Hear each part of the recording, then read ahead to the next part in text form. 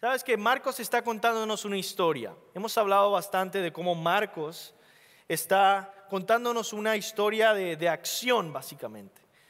Pasan muchísimas cosas. Está hablando de cómo es cuando la profecía se cumple, de que Dios irrumpió en la historia humana.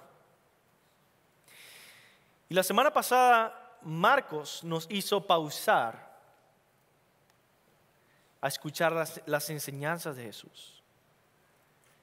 Y ahora vuelve otra vez a darnos 4 acciones que Jesús está haciendo, 4 milagros. Me gusta, como dice un comentarista, cada parte de la historia de Marcos muestra un poco más de quién es Jesús, de su poder, de su propósito y de su comprensión de sí mismo. Marcos va revelando quién es Jesús gradualmente, como haría un narrador experto. Y cada semana nosotros venimos frente a este relato de qué es lo que sucedió. Y Marcos está enseñándonos quién es Jesús. La semana pasada estudiamos las 4 parábolas de Jesús, o las 4 lecciones de Jesús, nuestro maestro, ¿verdad? Después de las 4 parábolas, ahora leemos 4 milagros que Jesús hizo. Si la semana pasada conocimos a Jesús como maestro, esta semana le conoceremos como rey. Y si la semana pasada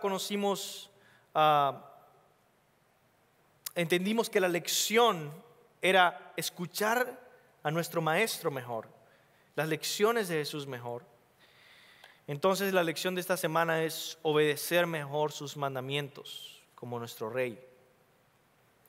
Por eso el mensaje de hoy se trata de la autoridad del rey Jesús. La autoridad del rey Jesús. Antes de profundizar en estos 4 milagros, yo quiero que entiendas por qué yo digo que Jesús es rey y por qué hace milagros. Primero que todo, ¿por qué yo digo que Jesús es rey? ¿No? El rey Jesús. Bueno, primeramente debemos comenzar con la aclaración de que la Biblia enfatiza una cosa más que cualquier otra cosa acerca de Jesús. La Biblia enseña tantas cosas acerca de quién es Jesús, pero una de ellas la enfatiza constantemente. Y es esto, que Jesús es rey. Ahora tú dices, ¿cómo? ¿Cuántas veces yo he leído en la Biblia Jesús el rey? Ninguna, tú dices, ¿verdad? ¿Cómo me dices que el énfasis de la Biblia es que Jesús es rey? Muy bien. El título más común que se le da a Jesús es Cristo en el Nuevo Testamento. Cristo, mis hermanos, significa ungido, rey ungido con aceite. Cada vez que tú lees la palabra Cristo, cada vez que tú dices la palabra Cristo, tú estás hablando de Jesús como el rey que ha sido ungido. ¿Qué es ungido? ¿No? Eso no es una palabra tan común. Ungido es el derramamiento de aceite sobre la cabeza de alguien para nombrarlo formalmente como rey y a veces como profeta en el Antiguo Testamento. Cada vez que tú dices la palabra Cristo, estás diciendo ungido en griego.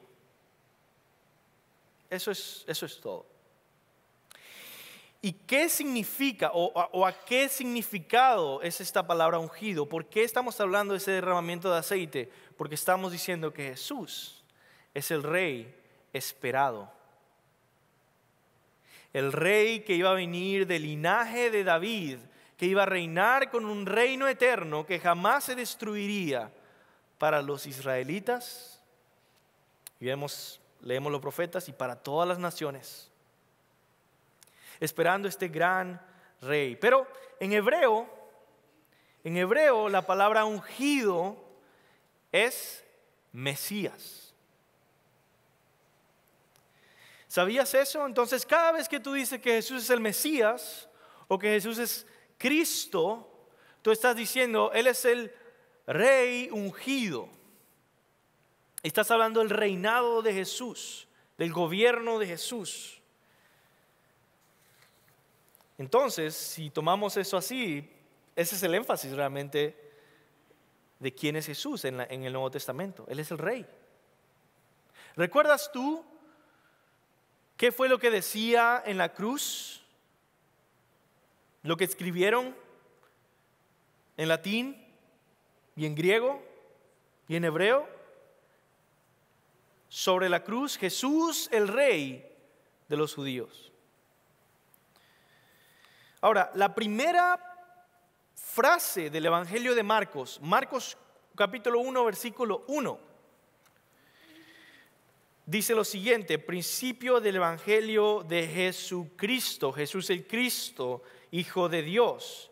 Es decir, el Evangelio de Jesús, el Rey ungido. Marcos está diciendo que su libro se trata del Rey ungido, profetizado y esperado por el pueblo de Israel. Y este Rey es más que un hombre. Vemos que todo tipo de milagros suceden, el cielo se abre y una y otra vez se confirma que este Rey es también Dios, gobernando entre nosotros. Por eso yo digo que Jesús es Rey. Y segundo, ¿por qué este Rey está haciendo estos milagros? ¿Por qué los milagros? ¿Qué son los milagros? Un teólogo define los milagros de la siguiente manera: los milagros son eventos extraordinarios o inusuales causados por el poder de Dios para demostrar su señorío, es decir, su condición de rey para con su pueblo. Esa es la razón por la que muchas veces en el Nuevo Testamento a los milagros se le llaman señales. Se les llaman señales porque son un mensaje sin palabras los milagros. Son un mensaje con acciones de Dios que nos dicen algo de quién es Dios y de cuál es su plan y cuál es su propósito. Y demuestran que Él tiene la autoridad del que gobierna el universo y la creación. Él es el Rey. Y cada milagro demuestra el señorío de Dios, especialmente en este capítulo de Jesús. Bien, entonces ahora que hemos establecido que Jesús es el Rey y que la razón por la que hace milagros es para demostrar su autoridad de Rey, su condición de señorío sobre todas las cosas, vamos a pasar entonces a nuestro texto y examinar rápidamente 4 milagros de Jesús que tenemos en este final del capítulo 4 y el capítulo 5. Primero Jesús calma la tormenta, luego Jesús libera a un endemoniado, luego sana a una mujer enferma y luego resucita a una niña muerta. Vamos a comenzar con el primero. Lo primero que vamos a ver es que Jesús es Rey sobre la creación. Ese es el mensaje de este milagro. ¿Qué sucede en el milagro? Él calma una tormenta y vamos a contar un poquito de esta historia. Pero ¿cuál es el mensaje de este milagro? Que Él es el Rey sobre la creación. ¿Qué sucede? Están contando las parábolas. Jesús está en una barca, está hablando a las multitudes estas parábolas. Termina de hablar y ¿qué dice la Biblia? Cruzan el mar. Dice, vamos a pasar al otro lado. Jesús les dice que crucen el mar, ¿ok? Los discípulos van con Él, vamos a cruzar el mar y una tormenta llega en el mar. Que era algo, y sigue siendo algo muy común que sucede en el mar de Galilea. De repente se forma una tormenta, rápidamente, y Jesús estaba durmiendo. Y ellos tenían miedo, ellos pensaban que se iban a morir. Imagínense la tormenta, qué tan grande era para que pescadores que constantemente estaban en el mar, que sabían de las tormentas, tuvieran miedo de que se iban a morir ahogados. Era una tormenta quizá como ellos nunca habían experimentado antes. Y Jesús estaba durmiendo. Y le dicen: Señor, ¿qué no te importa que nos vamos a morir? Jesús se levanta, habla la tormenta y se calma. Y todo, dice, hay grande bonanza, todo se calma. No solo, ojo, no solo el viento. Si tú alguna vez has tenido experiencia en el mar, has visto alguna tormenta en el mar, tú sabes que después de que se acaba esa tormenta, las olas grandes siguen por horas y horas. Las aguas habían quedado calmadas en ese mismo momento. El viento, el mar, todo. Imposible de hacer esto. Oh, pero Él no es un ser humano cualquiera. Él es el creador hablando, que les dijo, recuerdan en Génesis capítulo 1, a los mares: detente aquí, y de ahí no pueden pasar. Su palabra creó los mares y los vientos y todo lo que hay. Por supuesto que tiene la autoridad para hacerlo. Eso es lo que sucedió. Ahora, ¿qué significa este milagro? Primer milagro, Jesús demuestra su autoridad como rey sobre la creación. Demuestra que Él es el creador hecho hombre, imagínate. Él tiene la autoridad no solo para ordenar que personas le obedezcan, sino todo lo que existe se somete a su voluntad.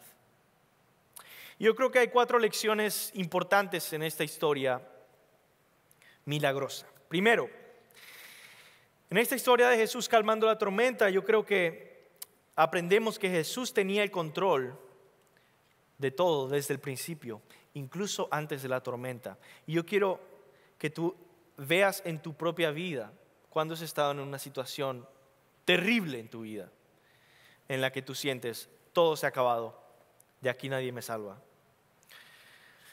La tormenta no le tomó por sorpresa a Jesús, ¿ok? Él estaba en control desde antes de esa tormenta.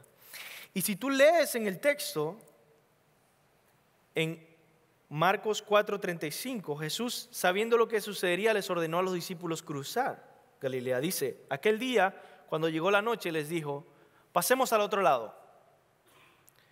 ¿Por qué? Pasemos al otro lado. Él tiene un plan, Él está en control, Él tiene un propósito, Él está dirigiendo a sus discípulos que les está enseñando. Pregunta: ¿eres tú un discípulo? ¿Él está enseñándote? A veces Él te va a decir: pasemos al otro lado. Y obediencia a veces significa dirigirnos al centro de la tempestad. Y Él quiere enseñarnos algo. A estos discípulos les enseñó definitivamente su identidad y les enseñó a creer en Él, a confiar en Él, a tener fe. Pero mi hermano, en tus situaciones, recuerda, Él está en control desde el principio. Segundo, mira la conexión que tiene este milagro con la historia del profeta Jonás. Te voy a leer lo que escribe un famoso escritor y pastor cristiano, Tim Keller. Dice así: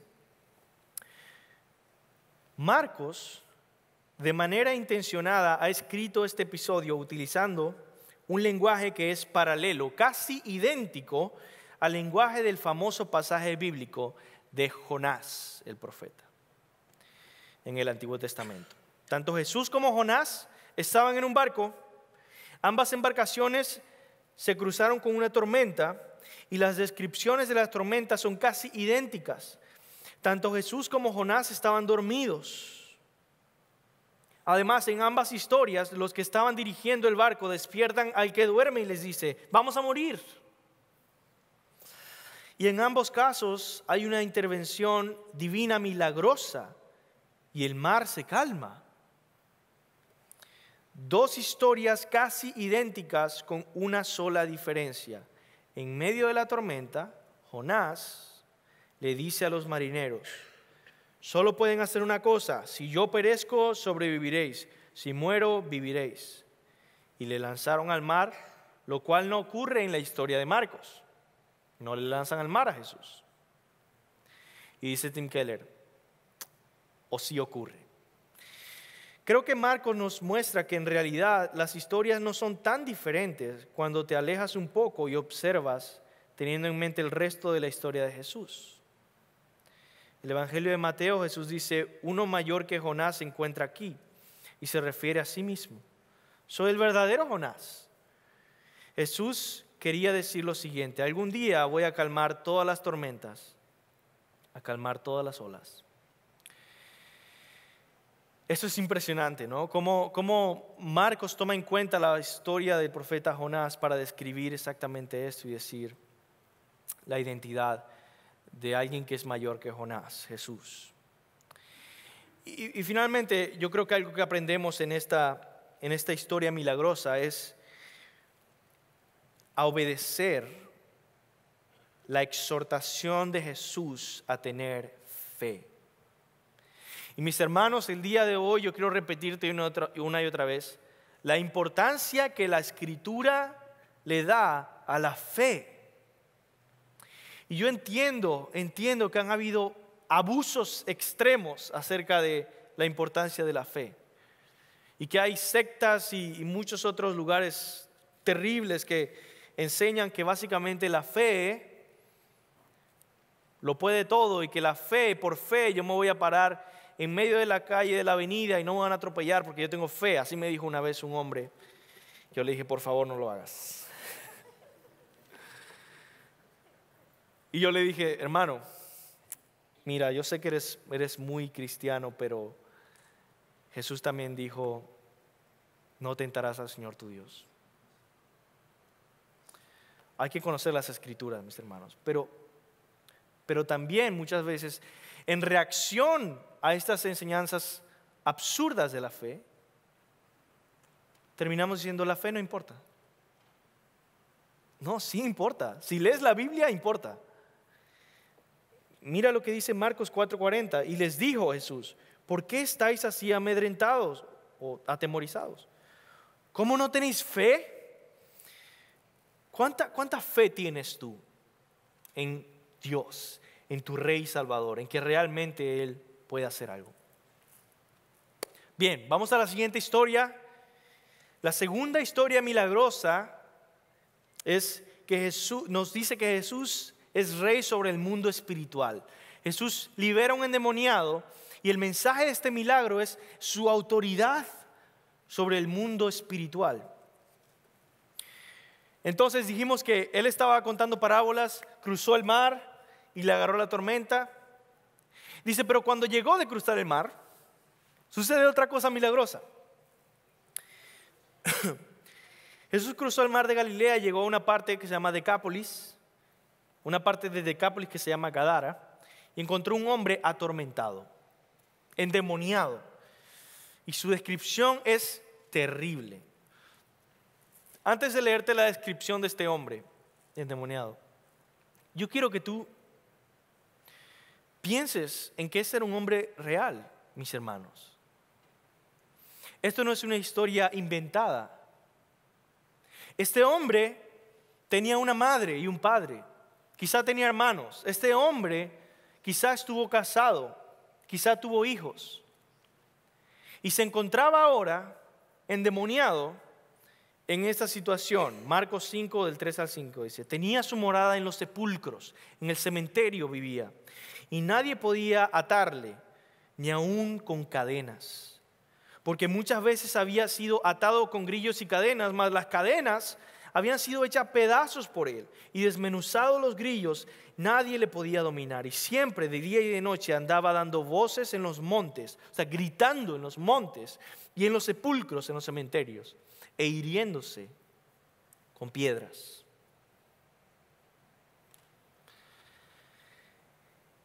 Este hombre estaba poseído por una legión de demonios. La palabra legión es una palabra militar que los romanos usaban para describir a un batallón. Dicen algunos historiadores, son 5.400 de infantería más 120 de caballería, era una legión. Esto quiere decir que el hombre tenía una multitud de demonios en él, eso es lo que quiere decir. Por lo menos 2.000, ¿no? Habían 2.000 cerdos en los que llegaron ellos. Y Jesús mira a este hombre en esta condición tan terrible y tiene compasión de él. Y no lo deja donde está ahí él.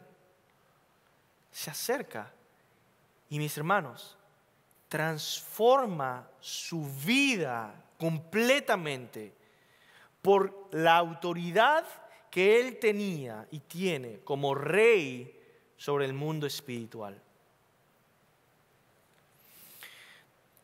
¿Qué significa este milagro? Este milagro, él demuestra esa autoridad sobre ángeles y demonios.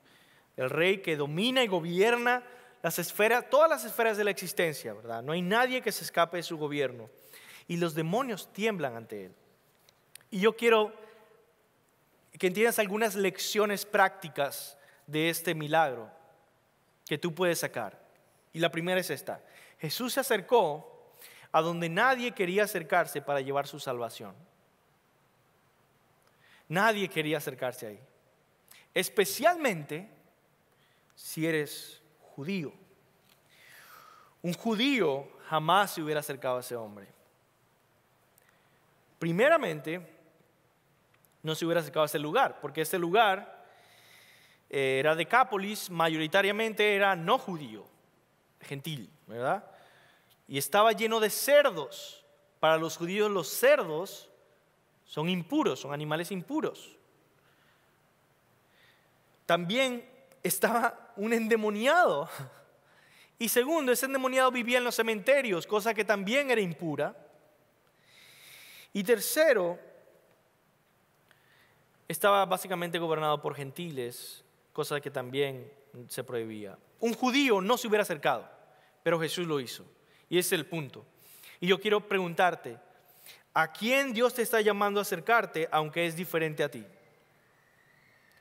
Aunque un cristiano normal o alguien que se comporta bien no se acerca.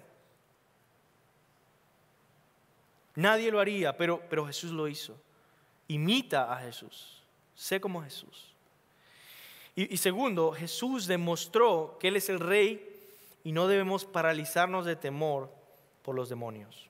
Mis hermanos, por supuesto que este no es un tema muy popular en esta iglesia, hablar de demonios. Pero yo quiero decirte, en esta historia estamos con el Rey que tiene autoridad sobre el cielo y la tierra y debajo de la tierra. Jesús es tu paz. Y yo, la verdad, he podido conocer cristianos que están aprisionados de temor por demonios. Entonces, si experimentas un ataque espiritual, lo cual es real, o tienes de repente gran temor a los demonios, lo cual puede suceder, ¿qué vas a hacer? Clama a Jesús, busca a Jesús, implora a Jesús, ríndete a Él y llama a su poderoso nombre con fe, sometiéndote a la autoridad del Rey. Ahora, si tú no eres cristiano y no quieres someterte a Jesús, pero quieres que te defienda de los demonios, eso no funciona, hermanos. Primeramente, tú debes someterte a Jesús, tú debes amar a Jesús, tú debes dejar tu pecado atrás y decir: yo te quiero a ti, me entrego a ti, así como soy, con todos mis defectos, con todos mis errores, con todos mis pecados, soy tuyo, Jesús. Y Él te va a proteger, Él va a ser tu Rey que te defiende con su autoridad sobre el mundo espiritual. Vamos a la siguiente historia, mis hermanos. La tercera historia es cuando Jesús sana a una mujer que ha estado enferma. Y en este mensaje vemos que Él es Rey sobre las enfermedades también. Entonces a Jesús lo echan de Decápolis, donde está el endemoniado gadareno. lo echan. Jesús se va, cruza al siguiente costa que hay en el mar y se reúne una gran multitud, dice, otra vez a escucharlo enseñar. Y básicamente mientras que él está hablando con la multitud desde la barca, enseñando, viene alguien que es muy interesante, muy especial. Dice, un principal de la sinagoga, un líder religioso importante. ¿Y qué hace este líder? Se postra ante Jesús. Se postra, cae postrado ante Jesús y le dice, Señor, ayúdame que mi hija está agonizando. Jesús le ayuda, Jesús le dice, ok, te voy a ayudar. Y en el camino, ayudar a la hija de Jairo, se llama, sucede algo que Marcos nos cuenta. En ese caminar, una mujer que estaba enferma por más de 12 años ve a Jesús y encuentra en él la esperanza que ha estado buscando. Esta mujer, nos dice Marcos, ha pasado todos esos 12 años, muchísimo tiempo de su vida,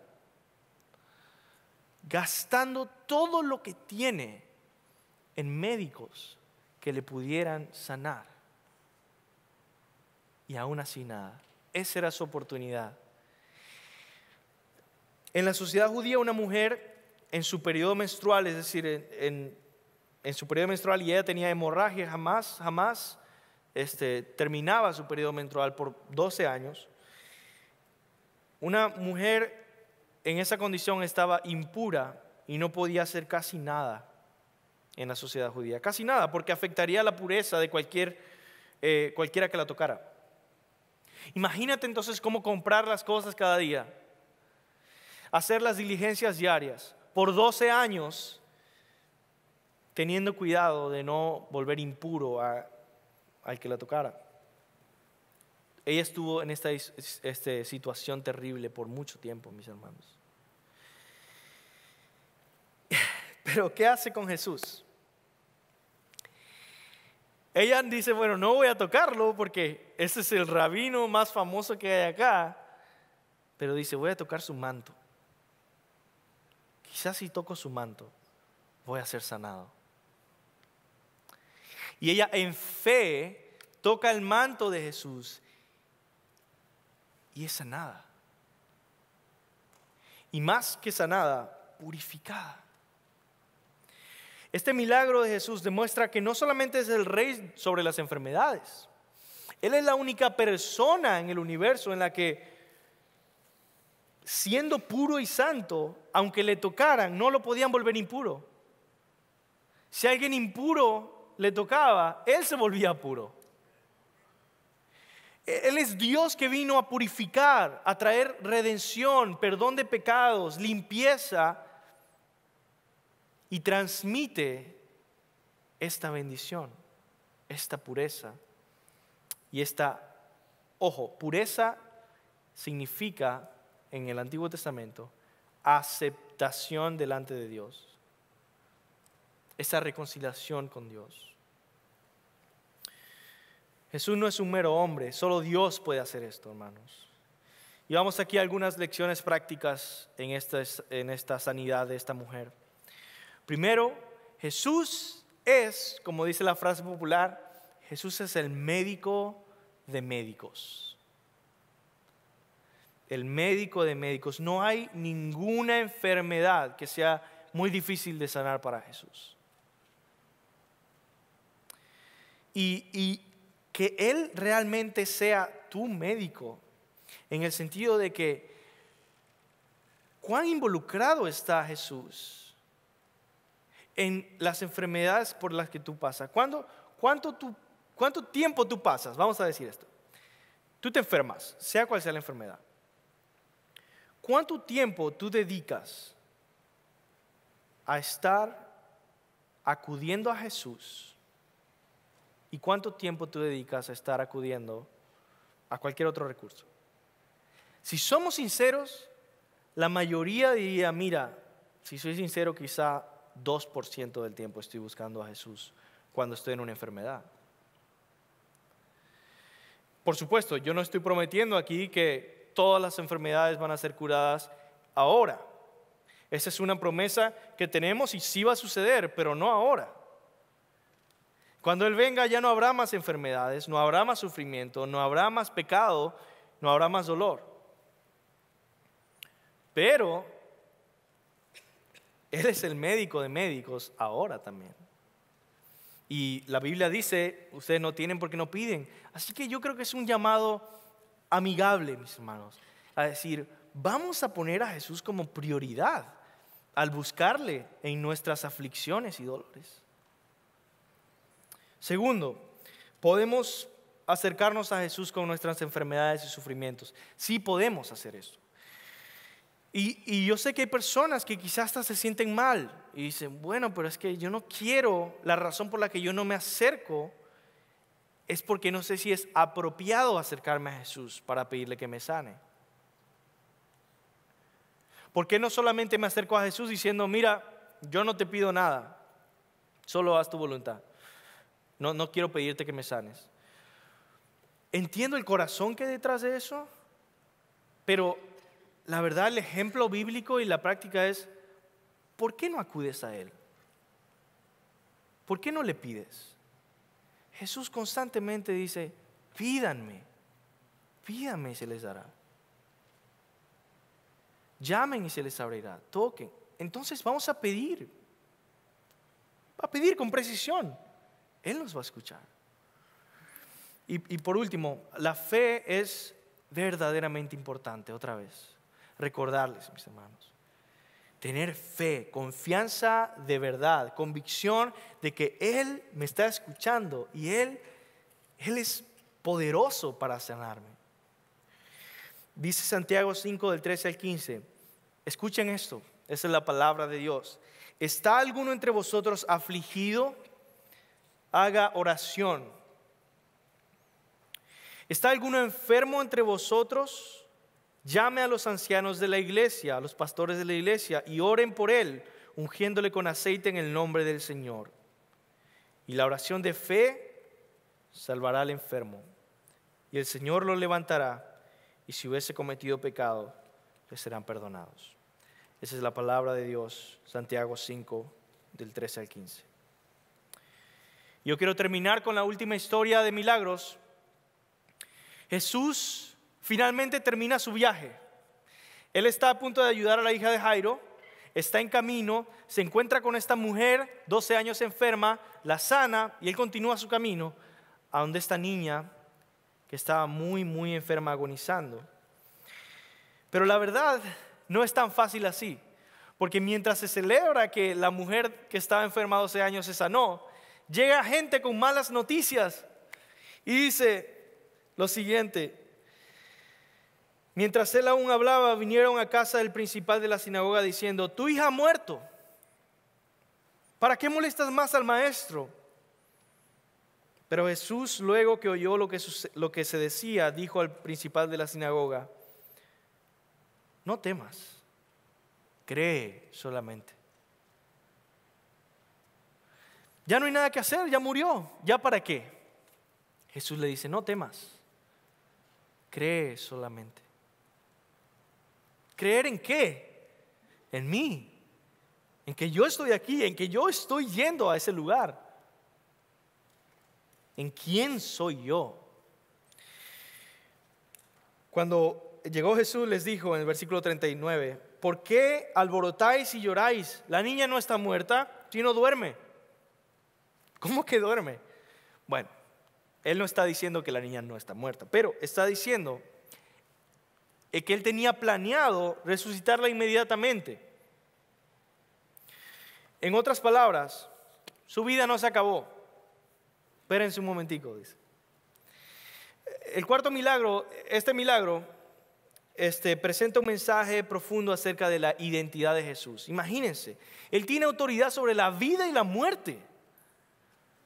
Solo Dios tiene esa autoridad. Eso nadie lo tiene en duda. Juan 11:25, mira lo que dice Jesús. Dice, les dijo Jesús, yo soy la resurrección y la vida. El que cree en mí, aunque esté muerto, vivirá. Y todo aquel que vive y cree en mí no morirá eternamente. ¿Crees esto? Le dijo, sí, Señor, yo he creído que tú eres el Cristo, el Hijo de Dios. Hay algunas lecciones importantes en esta historia milagrosa, algunas cositas. Primero, Jesús nunca llega tarde, aunque varias veces uno dice, ya llegó tarde, se acabó todo. Con Lázaro también pasó lo mismo. ¿Ya para qué vienes, Jesús? Y fíjate en tus circunstancias, en tus dificultades. ¿Ya para qué, Dios? Yo te había pedido ayuda, pero ¿ya para qué? Pero Él tiene un plan para glorificar su nombre y Él no llega tarde. Él tiene un propósito. Y vemos ese ejemplo aquí. No temas, solo cree. Lo siguiente que aprendemos es que aunque todos moriremos, los cristianos siempre viviremos. Juan 8:51 dice, de cierto os digo que el que guarda mi palabra nunca verá muerte. ¿Qué? Todos los cristianos, sobre todo en el primer siglo, los mataban constantemente. Jesús mismo lo crucificaron. Y Él dice, el que guarda mi palabra nunca verá muerte, nunca morirá. Y en Juan 11:25 dice, yo soy la resurrección y la vida, el que cree en mí, aunque muera, vivirá. Nuestra vida básicamente es eterna. Jesús nos ha dado vida eterna. Por lo tanto, no podemos morir. Y eso te debe traer tanta paz. Jesús te ha hecho inmortal, básicamente. Y dice, aunque mueras, vivirás. No solamente espiritualmente vivir con Dios, pero Él dice, yo soy la resurrección y la vida. Y aunque tú mueras, yo te voy a resucitar. Y ese día de resurrección nosotros esperamos en el día que Jesús venga. Y por último, los cristianos, bajo la autoridad del Rey Jesús y Rey sobre la muerte, debemos dejar de temer a la muerte. No es una forma cristiana de pensar, una forma bíblica de pensar, estar abrumados por temor a la muerte. Esa es una forma secular de pensar o una forma mundana de pensar. ¿Por qué? Porque están condenados o porque piensan que se acabó todo. El cristiano, la Biblia, no nos dice eso. Gálatas 2:20 dice, fíjate la actitud de Pablo. Con Cristo he sido crucificado y ya no soy yo el que vive, sino Cristo vive en mí. Y la vida que ahora vivo en la carne, la vivo por fe en el Hijo de Dios, el cual me amó y se entregó a sí mismo por mí. Filipenses 1:21, pues para mí el vivir es y el morir es ganancia. Mira, esa es la actitud cristiana ante la muerte, la de Pablo. Para mí el morir, aunque me maten hoy, es ganancia, porque voy a estar en un mejor lugar con Jesús, mi tesoro, y sin poder pecar jamás y fallarle alguna vez. Voy a estar con Él. Yo entiendo que hay que tomar la muerte en serio. Tenemos familiares, tenemos seres queridos, amigos, y es un dolor y debemos llorar de tristeza y de dolor. Jesús nos da ese ejemplo. Cuando su amigo Lázaro muere, llora, porque es doloroso, no debería pasar. Es una consecuencia de este mundo caído en pecado. Pero, personalmente, el morir es ganancia. Primera de Corintios con este versículo 15 del 55 al 57 nos dice algo tan interesante. Es como un himno, es como una canción. Y dice: ¿dónde está, oh muerte, tu aguijón? ¿Dónde, oh sepulcro, tu victoria? Ya que el aguijón de la muerte es el pecado y el poder del pecado la ley, mas gracias sean dadas a Dios que nos da la victoria por medio del Señor Jesucristo. En otra versión dice lo siguiente: ¿dónde está, muerte, tu victoria? ¿Dónde tu venenoso aguijón? Pues el pecado es el aguijón que termina en muerte, y la ley le da al pecado su poder. Pero gracias a Dios, Él nos da la victoria sobre el pecado y la muerte por medio de nuestro Señor Jesucristo. Jesús es nuestro Rey que tiene la autoridad suprema sobre todas las cosas.